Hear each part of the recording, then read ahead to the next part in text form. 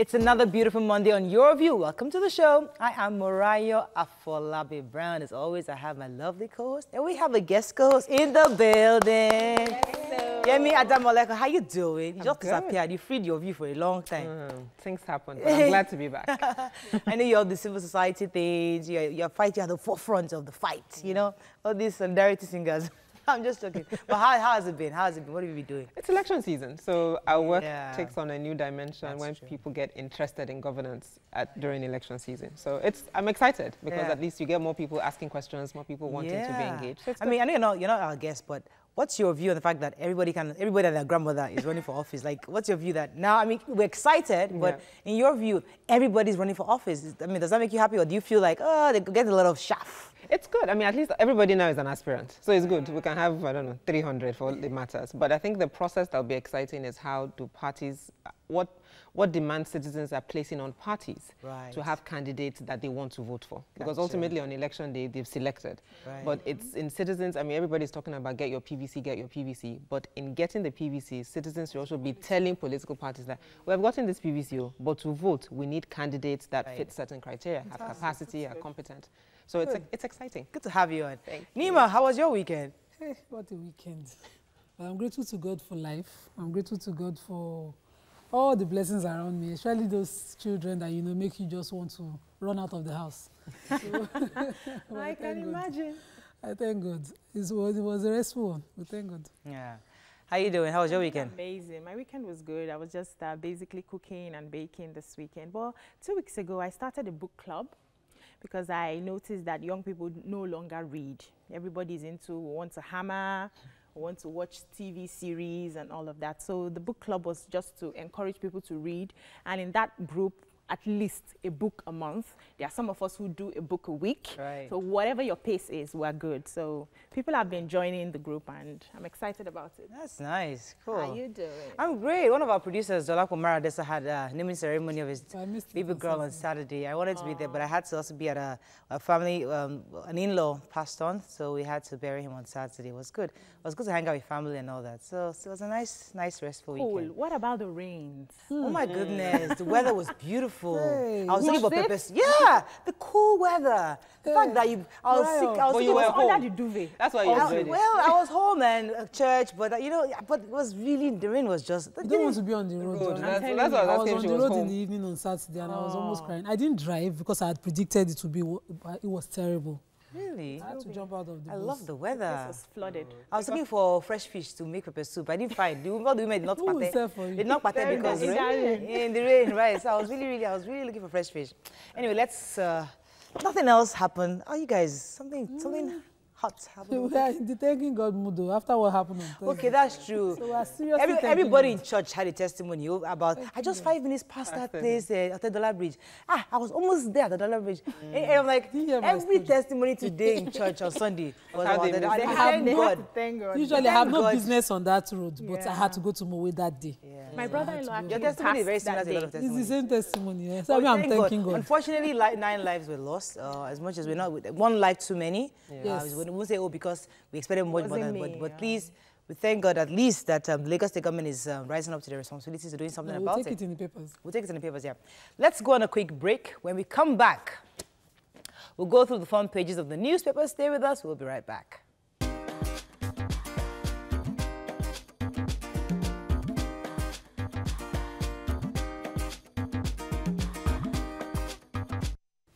Right, we're going to start with the Punch. Killings without state police will risk more attacks, says Ikwerimadu. 6 more suspects arrested for Plateau massacre. Picture of the IDPs in Plateau State trying to get some food and materials. Lagos schoolgirl 14 disappears after outing with her boyfriend. 13 prison inmates matriculate. Ango Abdullahi meets Obasanjo over 2019 polls and killings. Remember Ango Abdullahi, right? The controversial French president to meet Buhari and visit Africa Shrine. Vehicular defects, human errors caused tanker fire, says Lagos State government. Obasanjo remains my leader, says Bode George. From politics, no permanent enemies, No permanent friends. I mean, when you hear this kind of stories, just wonder, Goodness me. Interest. Okay, let's talk about the human interest. The woman, the young girl, 14 years. Who has that story? Yes, I have the story. So Wahiz, a motor boy of about 20 years, took his girlfriend, a 14-year-old girl, on a bike out, and the girl was missing. The mother was out of town when that happened. So when she got back, she raised a search party for the child. They didn't see her. They picked up the boy, who denied that he actually took her. First of all, he said that he didn't have anything to do with it. He didn't know where she was, but later came out to say that he took her and then sent her back when the mother was calling to complain that she was looking for her. But probably she must have gone to see another of the boyfriend, and, you know, so the police is still So they're still searching for the girl. The police gave him a 7-day ultimatum to bring out the girl, after which he started talking about her having another boyfriend. But she was last seen with him, and he said he put her on the bike back home. So Okay, hoping that let's move on to Daily Sun very quickly. 2019 polls, new PDP weighs options. May resume talks with APC as members move to take final decision. French president visit Nigeria to commission Alliance Francaise facility. Atiku consult IBB on 2019 presidency. Interesting. Soyinka unveils Obasanjo's misdeeds tomorrow. Fuel explosion, Lagos restricts tankers movement. Let's talk about this. the fuel explosion on Thursday, yes. So following the explosion that we suffered on But that was a picture of, that was a picture of the Jakande estate taken over by flood after hours of downpour winds yesterday. From Friday to That's what we were saying. That's what we were saying about the rain. We're home. I was talking about the cool weather, though. But yeah. But let's talk about it's an abroad mentality. Yes. When it's rainy season, it's rainy season. explosion, please. So after what we suffered on Thursday, the Lagos State has read out the 30 days ultimatum to all tanker drivers to get their roadworthiness certificate before coming to 30 Lagos. days. They give it So 30 days. they are to utilize all the offices for roadworthiness within the metropolis, but they will open new ones along the road, along the Lagos-Ibadan, to assist them to quickly get the certificate. Then they are restricted now to the Apapa Oworo-Shoki Gbagada Ogudu Expressway, which I usually come through in the morning. For now, that's what the new And they line found of out that action. the truck that caught fire was actually supposed to be a rigging and a vehicle. 15 tons and it truck, had but 30. they expanded it to a 30 30. ton. I was nobody understood. So And this it was has an had accident waiting 13 to happen. different owners. So they're trying to trace Trace who who the exactly. actual owner is Registered right in now. Kano. So those the facts that they have is that it was registered in Kano. It's changed hand 13 times so it's been sold. I'm happy that and Lagos State Somebody's government coming is out to- taking up this really But seriously. for me, this is a manslaughter case. The parties involved are the tanker owners, the person who approved the truck to leave the port, the depot, everybody involved in the chain of actions that led to this should already be arrested and be questioning. Questioning should have started for them for now, because whether we like it or not, the people who survived this accident are still at the Bagada hospital. I heard in the news on TVC News Nigeria that they are paying 25,000 daily for treatment. Lagos State is taking that. I expected that, even without Lagos doing anything, the federal government should be on this. NNPC, whoever should have given a directive to the hospital that they should be treated for free. But the family members were heard saying that, that they are suffering, they are in pain, they are paying this amount of money, X amount of money. So there should be an action against these people. Someone should prosecute. When there are consequences, we can curtail this if there are consequences. Exactly. If we have precedent that somebody has paid. So we appreciate what Lagos State government has done, but we need names. We need actual prosecution. So they should go a step further. What Lagos State is now saying that within 30 days, this is not a new law. Right. You should have roadworthiness. Exactly. So now the fact that we're enforced, and I'm sure as you guys see on the road, you see trailers all the time.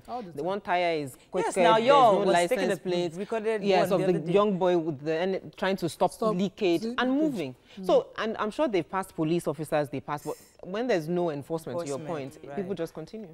Let's move on now to Vanguard. Killings, Niger Delta militants give federal government 21-day ultimatum.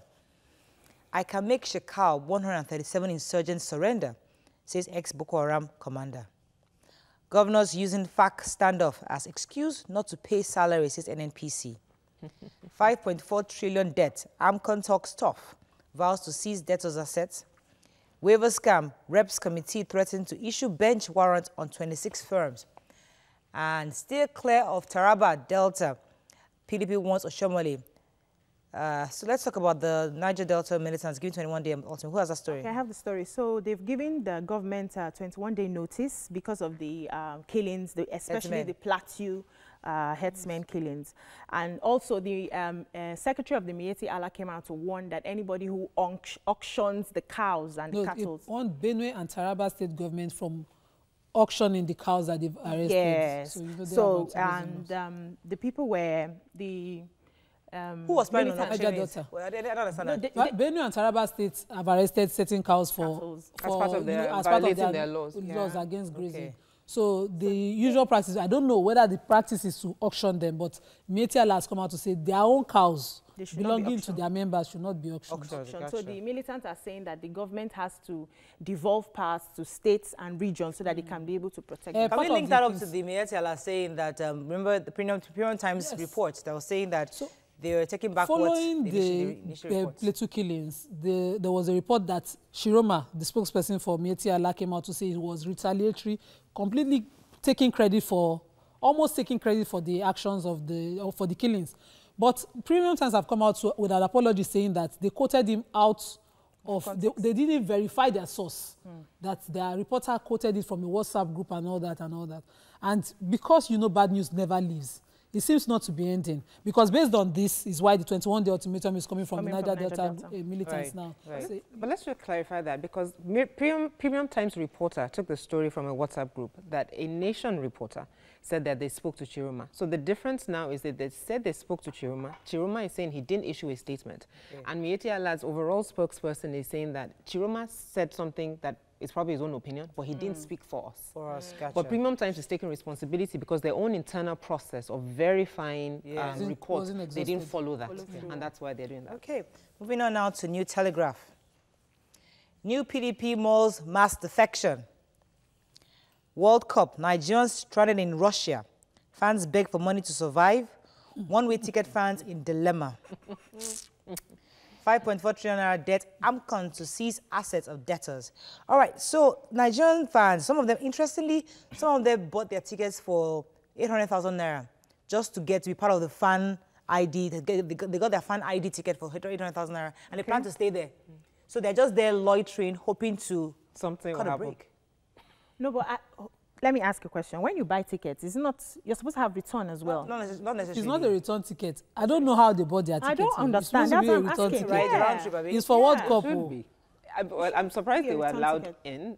Maybe because they went under the fan ID. So they were like Nigerian fans. Some of them now have stuck themselves in Russia. Just blend into other countries. And what Russia did was that your ticket, if you had a ticket to the game, that served as your visa. So you didn't have to go through a visa application. So maybe that's why the one-way or the round-trip ticket wasn't.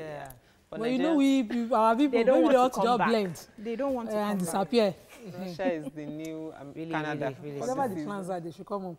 Anyways, let's move on very quickly to The Guardian. Pressure mounts on Buhari to sack security chiefs. Quadrant analysis as a tool for strategic decision making. Banks get ordered to officially report cyber incidents. So there's so much pressure on our president to... Yes, as expected. We also on this couch have called that, there should be a major reshuffle of all security chiefs. In fact, not reshuffle, sack, complete total change of the security chiefs, because they've been so far ineffective, starting from the Benue killings now to the Plateau killings. We cannot wait to have the Edo killings before something happens. So they should please just, get them out. They are not working. They're saying that there's some kind of a loyalty, that our president has some kind of loyalty to his security chiefs, and he needs to somewhat be more objective. Someone can easily reach that conclusion, owing to the fact that, with all this that has been happening, nothing has happened. No Someone should be paying, no action taken. There's always we plan to. And now we're how many months to the end of this term? He's still planning to. Nigerian Tribune 2019, INEC probes attempt to clone PVCs and sell online. As Lagos releases reports on Tedola Bridge, ill-fated tanker originally designed as a drilling rig. French President Macron visits Fela Shrine tomorrow. Atiku in a 3-hour visit to IBB. Don't share the $322 million Abacha loot among households. And Miyetti Allah professed solution to farmers and herders' clashes. Says we don't believe in reprisals.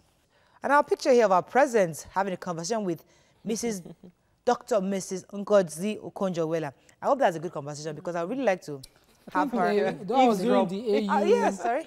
That should be during the AU summit holding over the weekend at Mauritius, or what's the country called? Mauritius. Okonjo-Iweala should please come into this administration. Maybe if she enters the administration, many of us now vote for this party because we just need... But there was really nothing she said then that is not happening now. She warned us about this happening now that will happen. We need people like her, We're Jerry. spending, we're not saving, we're borrowing to pay salaries. She's too much in the abroad. Today. She needs to come And we're still home. doing that today. NMPC, Yeah, I mean, that's what the meeting with She had promised that this hardship would come if we And I hear she has a book. I want to go and read that book. Yeah, You read that that's book? I haven't read it, I but heard that's that the it's pretty, really informative. All right, let's go on a break. When we come back, we discuss, do we need community policing now? And later, we have a governorship aspirant in the studio. Stay with us. We'll be right back.